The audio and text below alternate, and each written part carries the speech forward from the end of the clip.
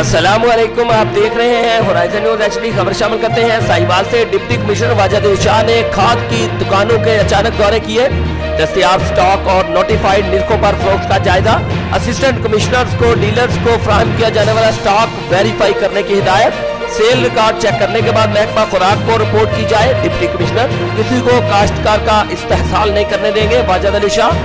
DAP व दीगर खादों की कीमतों में बिला जवाज इजाफा किसी सूरत कबूल नहीं। गोदामों के मुआयना पर गुफ्तगू।